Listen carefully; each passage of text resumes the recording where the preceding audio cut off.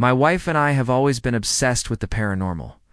We met on a ghost hunting tour in New Orleans in the late 90s, and it was pure love ever since. I don't think either of us have ever been entirely convinced that ghosts are real. We're certainly not religious.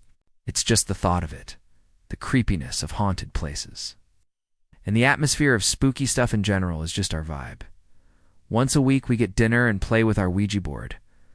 It's brought us endless entertainment and some legitimate scares over the last 5 years, and I always look forward to Ouija Night.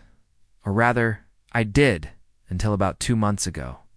We were returning from our favorite restaurant when a car hit us on the passenger side where my wife sat. She was clinically dead for a few minutes before they brought her back, and in a coma for another week after.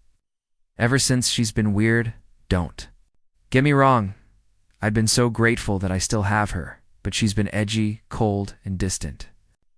The doctors said that she likely suffered brain damage from the accident and coma, but it's been difficult. I've also woken up in the middle of the night several times to find her standing on my side of the bed, staring at me once with a knife in her hand. The doctor said sleepwalking could be a potential side effect of her ordeal, but I would be lying if I said it didn't terrify me, and she's been completely against our Ouija nights. I stopped asking after the last time. She flew into a rage and said it was stupid, but last night I decided to do a Ouija night on my own. I know you're not supposed to do it alone, but I miss the spooky thrill of it. I also kind of hoped that if she saw me, it would rekindle her interest. I was asking questions, not getting a response until I heard my wife calling for me.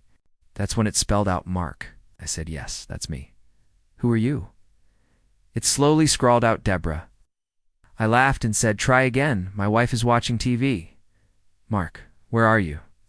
I heard Deborah call, closer this time. I started to shout out to her when I felt the planchette were quickly to daunt, then lock door now. I was terrified and also ecstatic. I wanted my wife to see this. If anything could snap her out of her funk, it would be actual paranormal activity. I started to go get her, but then I heard it, the planchette, moving on its own. I stopped and watched it as Deborah tried the door.